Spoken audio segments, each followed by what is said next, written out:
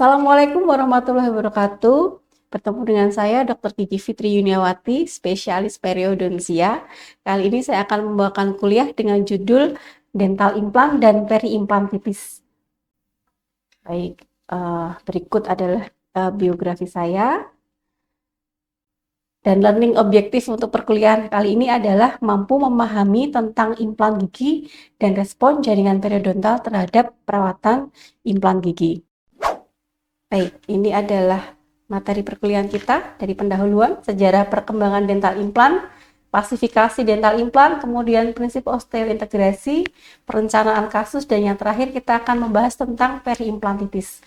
Sebelumnya disclaimer dulu ya, jadi yang akan kita bahas kali ini bukan mengenai prosedur pemasangan dental implan, karena kompetensi untuk implant placement itu adalah dilakukan oleh dokter gigi spesialis periodontia, bedah mulut, dan prostodontia. Dan juga dokter gigi GP, General Practitioner, ini boleh melakukan implant placement, tetapi harus sudah melalui pelatihan oleh lembaga yang memang berwenang untuk memberikan pelatihan. Jadi bukan sekedar mengikuti kursus kemudian boleh memasang implan ya. Baik, kita awali dengan pendahuluan terlebih dahulu. Ya, implan gigi ini merupakan teknologi lumayan baru ya dalam kedokteran gigi modern. Ini fungsinya untuk memberikan solusi penggantian gigi yang hilang. Nah, implan gigi ini nanti akan ditanam melalui proses pembedahan, kemudian di atasnya nanti akan kita berikan protesa, misalnya seperti mahkota jaket ataupun GTC, dan bahkan protesa wajah pun juga bisa diabatmenkan dalam suatu implan gigi. Oke, baik. Sejarah perkembangan implan sebenarnya sudah ditemukan sejak lama ya, bahkan sebelum Masehi. Ini di sini kita menemukan suatu artefak ya, bahwa suku Egyptian ini sudah memakai seperti gading ataupun kerang untuk menggantikan gigi yang hilang. Nah, demikian juga untuk ditemukan juga pada peradaban-peradaban yang lain, dan tetapi mulai berkembang menjadi implan modern ini sejak tahun 1951. Sejak ditemukannya titanium yang ternyata bisa berfusi ke dalam tulang. Nah, ini konsep yang ditemukan oleh Brenmark yang nantinya akan menjadi pionir untuk dipasangkannya dental implant pada rahang. Kemudian pada tahun 1965 ini mulai digunakannya titanium sebagai akar buatan yang ditanamkan dalam rahang, dan berkembang sampai saat ini dengan berbagai kemajuan-kemajuan untuk mengatasi berbagai masalah yang terjadi pada saat pemasangan implan. Ya, klasifikasi dental implan ini berdasarkan lokasinya diklasifikasikan menjadi subperiosteal, yaitu di atas tulang rahang atau di bawah mukosa. Kemudian transoseal itu menembus mandibula. Kemudian endosteal adalah bentuk yang paling umum digunakan, jadi ditanamkan ke dalam tulang alveolar. Kalau berdasarkan bentuknya, ini ada yang silindris, ada yang screw atau berulir, atau berbentuk blade. Nah, ini kurang lebih ilustrasinya seperti ini. Jadi yang endoseus ini yang paling sering digunakan, ini tipenya ada yang blade, ada yang silinder, kemudian ada yang screw. Sedangkan subperiosteal ini diletakkan ya di atas tulang tetapi di bawah mukosa. Ya, kemudian komponennya ya, kita bahas komponen yang karena yang paling sering digunakan adalah yang intraoseus ya. Komponen implan ini dari bawah adalah implan mixtur, yaitu bagian implan yang nanti akan tertanam dalam tulang alveolar. Biasanya ini terbuat dari titanium atau zirconia. Ya, kemudian dilakukan pembedahan ya. Dan kemudian di atasnya lagi adalah abutment. Abutment ini akan menghubungkan implan fixture dengan apa namanya, restorasi di atasnya seperti crown ataupun GTC. Nah, kemudian paling atas ini adalah prostetisnya, misalnya memakai crown ataupun juga GTC yang nantinya akan dihubungkan dengan screw. Ya, ini adalah implan yang sudah dipasang pada struktur gigi. Jadi kalau dibandingkan dengan gigi asli ya, gigi asli ini mulai tertanam dalam tulang rahang ini dari servikal menuju apikal. Nah, kalau pada implan ini dia tertanamnya ini dari mixtur ini ya, dari implan kemudian dari abutment. Nah, ini baru ke arah apikal. Nah, bagian atasnya sama, yang satu natural tooth, yang satunya artificial. Nah, seperti ini kalau dilihat per unit ya, ada screw yang paling bawah, kemudian abutment, dan paling atas adalah crown. Ya, kita lanjutkan. Bagian terpenting dari suatu implan dental ini adalah adanya osteointegrasi. Apakah osteointegrasi? Osteointegrasi adalah ikatan antara tulang dengan material implan, yaitu titanium. Nah, ini tentunya memerlukan beberapa kondisi. Yang pertama adalah biokompatibilitas. Biokompatibilitas itu adalah kesesuaian materi yang dipakai terhadap jaringan tubuh, sehingga tidak boleh misalnya menyebabkan alergi ataupun iritatif dan sebagainya. Jadi prinsipnya materi yang dipakai itu harus bisa diterima oleh tubuh. Kemudian harus terbentuk stabilitas primer ya, yang pertama nanti harus terbentuk stabilitas primer, dan juga waktu penyembuhan yang cukup untuk terbentuknya osteointegrasi. Ya, kita kembali lagi ya. Jadi apabila suatu implan itu dipasangkan pada tulang alveolar, nah apakah anatominya sama dengan gigi asli atau ada perbedaan ya? Jadi ada sedikit perbedaan. Ya, kita kembali dulu ke anatomi gigi asli ya. Kita lihat di sini ada junctional epithelium. Junctional epithelium di sini ada ya. Jadi di sini di batasnya adalah di dasar sulcus menuju ke puncak tulang alveolar. Di sini ada epithelial attachment ya. Kemudian ada sulcus, oral sulcus yang terdiri dari junctional epithelium. Kemudian nanti ke bawah ada connective tissue dan juga ada tulang alveolar. Ya, antara gigi dengan tulang alveolar nanti direkatkan oleh ligamen periodontal. Nah, kalau pada implan ini bagaimana? Ya, kita perhatikan. Yang pertama ada AJE. AJE ini mulai dari sini ya, adik-adik sekalian, dari batas sulcus sampai ke puncak tulang alveolar. AJE adalah apical termination of junctional epithelium ya, jadi terminasi dari junctional epithelium. Kemudian nanti ada CT. CT ini adalah supracrestal connective tissue ya. Jadi batas, jadi bagian teratas dari junctional epithelium sampai ke bawah. Kemudian di sini ada area height of the peri-implant soft tissue barrier. Ya, ini diukur dari puncak tulang alveolar sampai ke gingival margin. Kemudian ada komponen yang sama yaitu junctional epithelium, ini di sini sama seperti pada gigi asli. Kemudian ada peri-implant mucosal margin. Nah, ini bagian dari margin gingiva kalau pada gigi asli.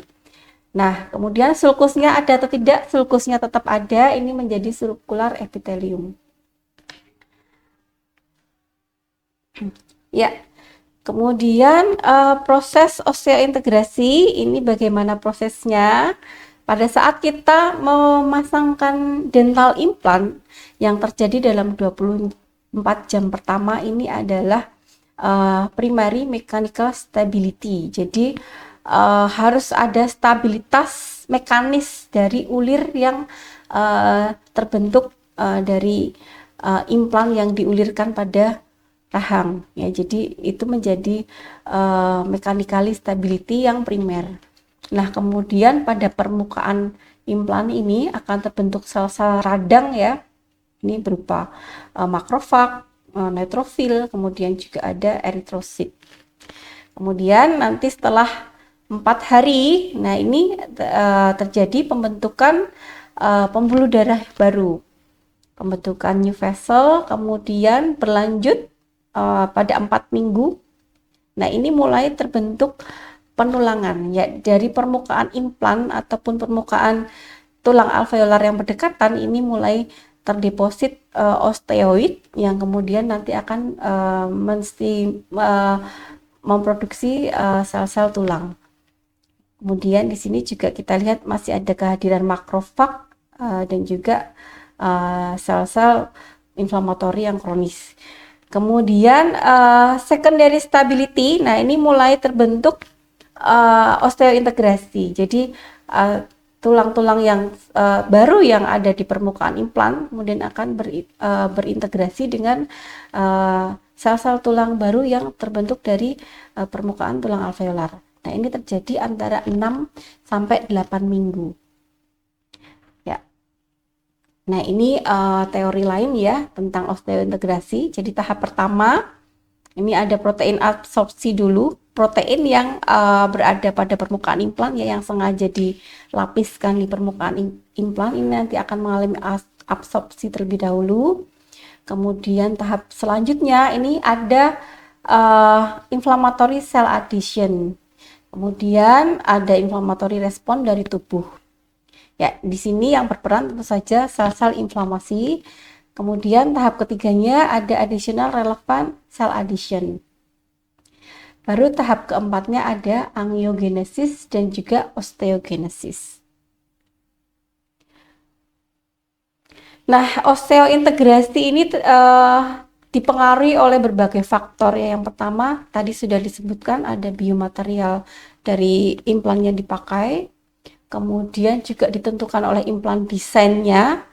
Apakah implan desainnya ini mendukung untuk terjadinya osteointegrasi. Kemudian juga biomechanical faktor dan juga surface karakteristik dan juga sangat dipengaruhi oleh kualitas dan kesehatan tulang ya, sehingga nanti kita juga harus bisa menentukan apakah tulang rahang dari pasien ini cukup baik untuk ditanam suatu implan.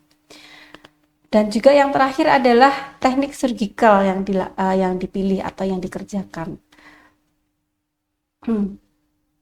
Ya,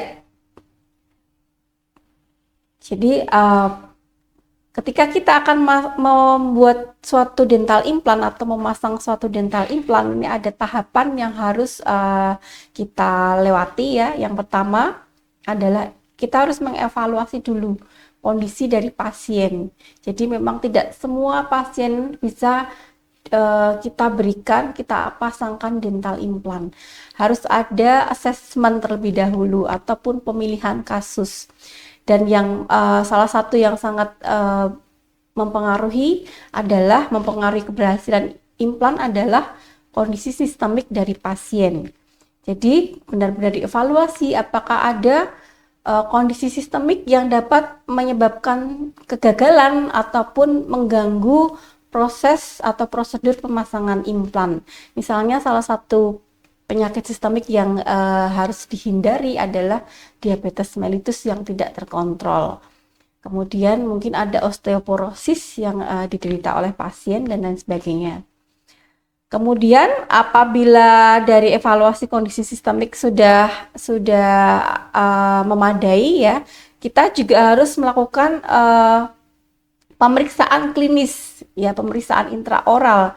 Biasanya pemeriksaan klinis ini meliputi kesehatan dari jaringan periodontal ya. Jadi apakah pasien ini mempunyai status periodontitis aktif atau tidak ya, atau jaringan periodontalnya sehat. Kemudian selain itu kita juga harus memeriksa jaringan periodontal yang tersisa, terutama adalah tulang alveolar, dan ini biasanya kita lakukan kita membutuhkan pemeriksaan penunjang, ini radiografik, minimal adalah OPG, tetapi akan lebih bagus jika kita punya suatu CBCT. Kemudian kita lakukan penilaian kualitas dan kuantitas tulang dan dilakukan analisa prostetiknya yang akan dibuat seperti apa, baik itu dari segi oklusinya ataupun segi estetiknya. Ya, kurang lebih prosesnya seperti ini. Data collection tadi meliputi pemilihan pasien dengan kondisi sistemik yang memungkinkan, kemudian juga dari kondisi intraoralnya memungkinkan atau tidak. Nah, ini kita ambil CBCT, kita cek apakah tulang yang tersisa ini bisa untuk dipasang dental implant. Kemudian juga kita lihat bagaimana surface-nya, profil dari tulang alveolarnya, kemudian juga profil dari mukosanya. Nah, kemudian kita biasanya desain, kita lakukan simulasi terlebih dahulu ya. Kita desain terlebih dahulu bagaimana perencanaan implan yang akan dipasang, misalnya merencanakan diameter ataupun panjang implannya. Kemudian baru selanjutnya, apakah kita memerlukan surgical guide untuk pemasangan implan? Kalau iya, mungkin bisa dipersiapkan dulu surgical guide-nya. Kemudian ditentukan juga bagaimana prostetiknya yang akan dibuat, hasil akhirnya akan seperti apa. Nah, ini direncanakan di awal. Baru kemudian setelah semua siap, kita akan melakukan surgery atau pemasangan dari implan tersebut. Dan yang terakhir adalah kita lakukan pemasangan dari prostetiknya.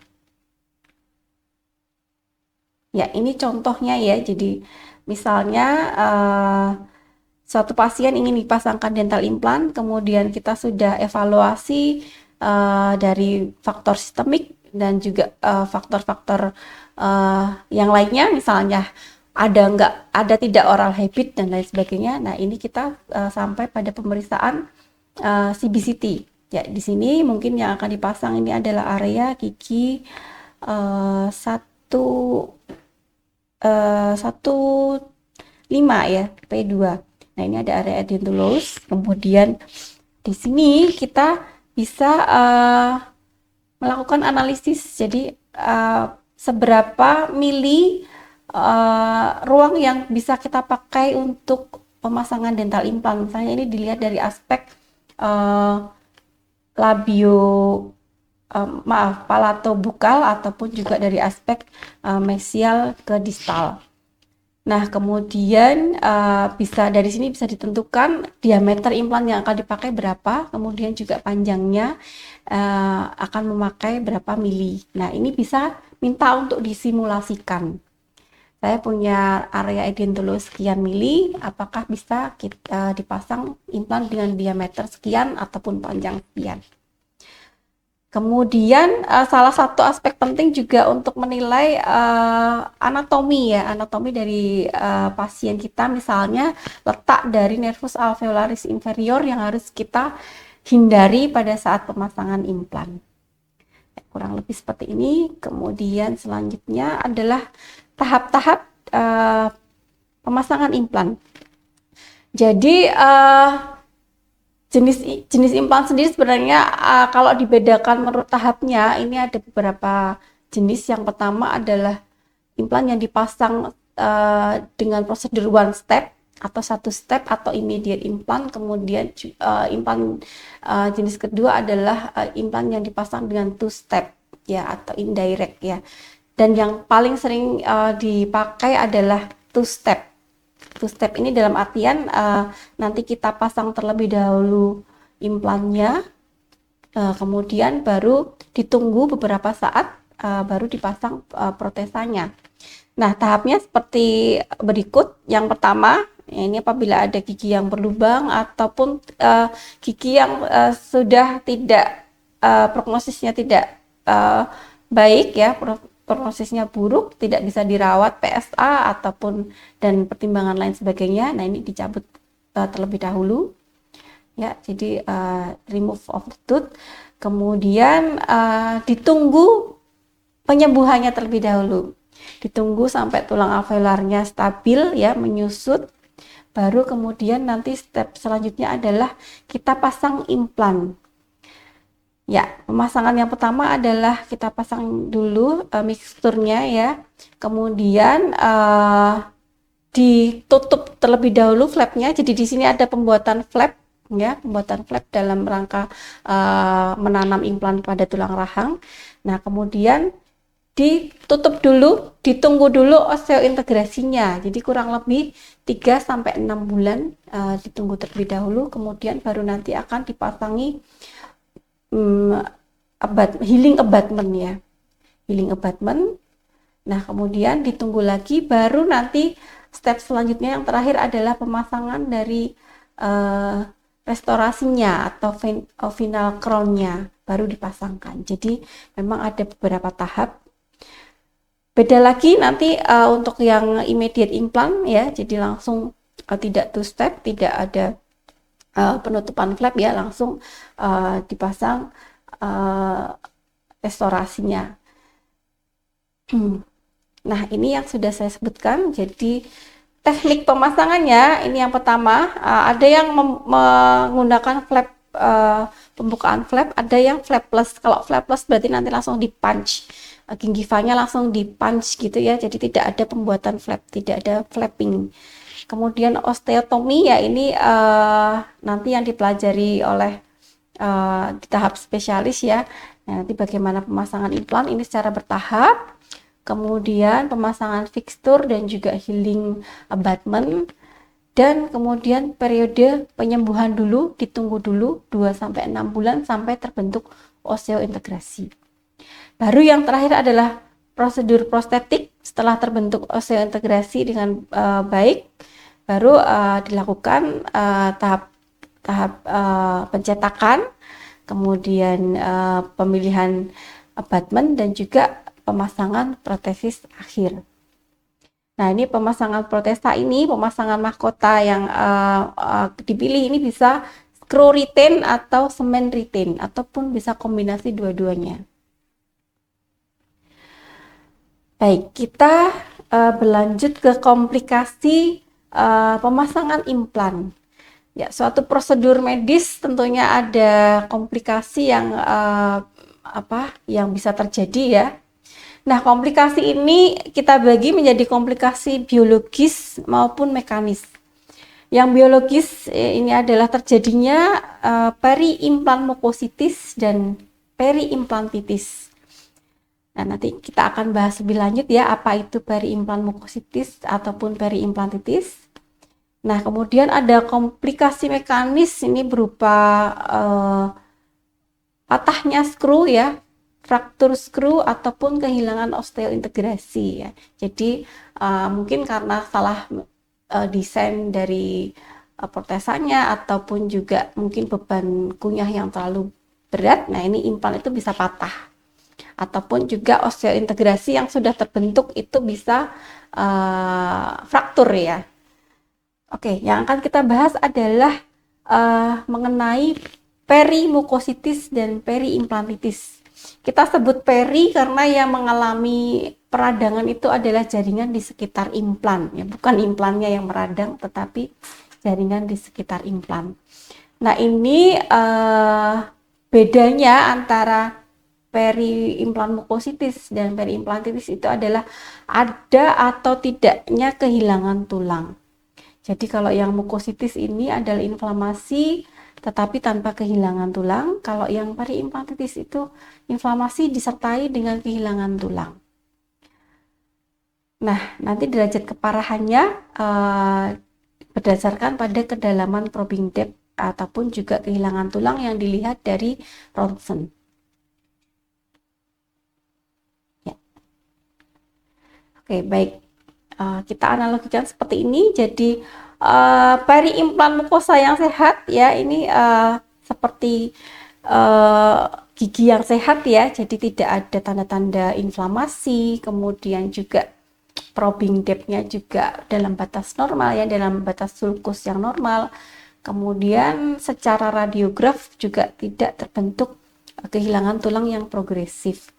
Nah, terjadi periimplan mukositis ini apabila mulai ada peradangan pada margin gingiva ya. Jadi kalau dianalogikan pada gigi asli, ini adalah gingivitis ya. Jadi ada peradangan pada margin gingiva. Nah, ini serupa gingivitis pada gigi asli, mencakup gejala yang klasik ya, seperti peradangan, edem, berwarna kemerahan. Nah, kemudian apabila proses ini berlanjut, ya ini akan menyebabkan periimplantitis. Ya, di sini sudah ada resorpsi tulang alveolar ya. Nah, ini kemungkinan bisa disertai dengan kegoyangan. Ya. Periimplantitis ini adalah suatu kondisi klinis yang meliputi adanya lesi inflamasi pada mukosa periimplan, kemudian disertai adanya hilangnya tulang periimplan di sekitar implan. Yang pertama penilaiannya, yang pertama kita lihat secara superficial terlebih dahulu ya. Dari inspeksi ini tentunya ada gejala-gejala inflamasi, peradangan seperti kemerahan, kemudian edematos, kemudian mungkin ada supurasi juga, kita temukan adanya pernanahan. Nah, kemudian kalau di probe, kita lakukan probing, ini tentunya ada pendalaman sulcus atau pocket ya. Kemudian juga bisa terjadi BOP, bleeding on probing positif, ataupun juga bisa bleeding spontan. Nah, kemudian dilanjutkan dengan assessment pada radiograf. Jadi apakah ada kehilangan tulang, atau kalaupun ada kehilangan tulang, sejauh mana terjadi resorpsi pada jaringan di sekitar implan. Ya, ini seperti ini skemanya ya. Jadi dari periimplan yang sehat, ya, no clinical inflammatory sign ya, tidak ada tanda-tanda keradangan, kemudian juga tidak ada bleeding atau supurasi, tidak ada pendalaman dari probing. Kemudian kalau diperiksa secara radiograf, ini tidak ada bone loss-nya. Nah, kemudian mungkin karena adanya faktor risiko tertentu, ataupun juga karena adanya kesalahan-kesalahan tertentu ya, ini akan menyebabkan periimplan mukositis. Di sini memang penyebab utamanya adalah plak bakteri ya, jadi bakteri yang terdapat pada plak, hampir mirip dengan gingivitis ataupun periodontitis pada gigi asli. Ya, periimplan mukositis nanti tandanya adanya inflammatory sign, kemudian adanya perdarahan ataupun supurasi. Nah, tidak ada increase pada probing depth ya, jadi probing depth itu mungkin belum mengalami pendalaman, dan juga tidak ada tanda-tanda bone loss secara radiograf. Nah, ini treatmentnya masih bisa ditreatment dengan non bedah ya, mungkin bisa dilakukan scaling dengan alat khusus ya. Jadi scalingnya tidak bisa menggunakan scaler yang biasa, tetapi adalah scaler yang khusus untuk dental implant. Kemudian juga bisa digunakan, kita lakukan kuretase dan lain sebagainya, dan juga mungkin penunjang ya, bisa dilakukan fotodinamik terapi ataupun juga suplemen-suplemen untuk pasien. Kemudian apabila sudah menjadi periimplantitis ya, ini ada yang no record, dalam artian tidak terdeteksi ya. Jadi tahu-tahu pasien datang ternyata sudah mengalami periimplantitis, dan ada juga yang with record. Jadi memang sudah terdeteksi dari awal. Nah, di sini biasanya hampir sama ya, ada presence of inflammatory sign, jadi ada peradangan dan lain sebagainya. Kemudian juga ada bleeding atau supurasi, dan yang jelas adanya pendalaman pocket dari previous visit. Jadi dari kunjungan sebelumnya ini ada pendalaman pocket. Apalagi kalau yang with record ya, ini biasanya kita punya data dari pasien setiap kunjungan, ini kita record probing depth-nya. Nah, ini ternyata selalu mengalami penambahan. Kemudian juga adanya radiographic bone loss. Nah, ini nanti memerlukan perawatan yang lebih kompleks ya, yang mungkin tidak cukup hanya non-surgical, tetapi mungkin memerlukan perawatan bedah. Ya, etiologi yang utama adalah adanya akumulasi plak. Dari dental plaque ini nanti tentunya bakterinya akan menyebabkan inflamasi ya, ini sebagai penyebab utama.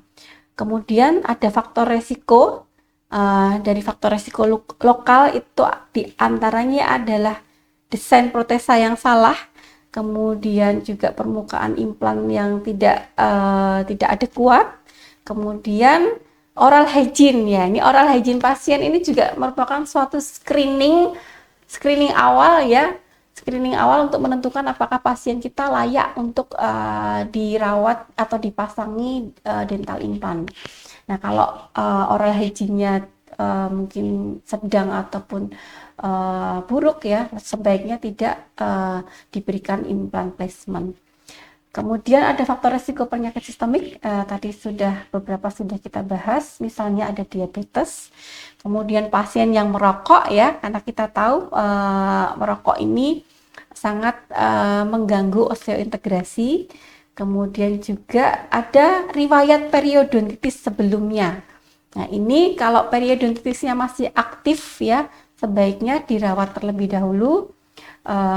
Kemudian yang selanjutnya adalah pasien yang mengalami imunosupresi. Ada faktor iatrogenik yang berpengaruh, antara lain adalah sisa semen yang kita gunakan untuk memasang mahkota ataupun restorasi ya. Kemudian juga ada faktor dari beban oklusal pasien yang berlebih. Ya, patogenesisnya ini hampir mirip dengan periodontitis pada gigi asli ya. Jadi proses awalnya adalah inflamasi dari jaringan lunak, dalam hal ini adalah jaringan periimplan, kemudian berkembang menjadi destruksi tulang alveolar di sekitar implan. Kemudian di sini ada aktivasi sistem imun ya, karena adanya respon inflamasi sehingga respon imun teraktivasi sehingga nanti sitokin yang beredar akan menyebabkan resorpsi dari tulang alveolar. Ya, kemudian pun juga ada peran dari bakteri anaerob negatif yang mirip dengan periodontitis. Ya, ini adalah faktor resiko ya yang seharusnya kita assessment dari awal, seharusnya pada saat assessment pasien ya, sebelum dilakukan tindakan implan ini seharusnya kita assessment terlebih dahulu apakah pasien mempunyai oral hygiene yang buruk ataupun pasien mempunyai histori penyakit periodontal, apakah pasien merokok, kemudian apakah pasien mempunyai kepatuhan terhadap operator ya, apakah bisa nanti kita jadwalkan kontrol secara rutin atau tidak ya. Kemudian pasien dengan diabetes mellitus yang tidak terkontrol, dan juga pasien yang konsumsi alkohol, pasien yang terdapat kelainan genetik, misalnya adalah kelainan pada sistem imun. Kemudian faktor risiko yang lain adalah desain restorasi yang salah ya, improper restoration design. Nah, ini semua menjadi faktor risiko terjadinya periimplantitis. Ya, ini adalah penampakan klinis ya. Jadi secara klinis nanti pada gigi yang kita pasang implan ini seperti gingivitis ya. Jadi ada penampakan radang di sini, kemerahan, ini ada supurasinya ya. Jadi ada cairan-cairan kuning berupa pus, kemudian juga ada mungkin ada spontan bleeding ataupun juga BOP. Kemudian kalau dilihat dari ronsen ya, di sini ada kehilangan tulang atau kehilangan osteointegrasi di sekitar implan yang dipasang. Bentuknya ini biasanya seperti krater ya, membentuk seperti krater ataupun resorpsi tulang yang vertikal. Baik, tata laksananya ini sudah saya spill sedikit ya di awal ya. Jadi bisa bedah, non bedah terlebih dahulu berupa scaling, debridement dengan instrumen non logam, kemudian diirigasi antiseptik, kemudian bila diperlukan bisa diberikan antibiotik sistemik ataupun topikal.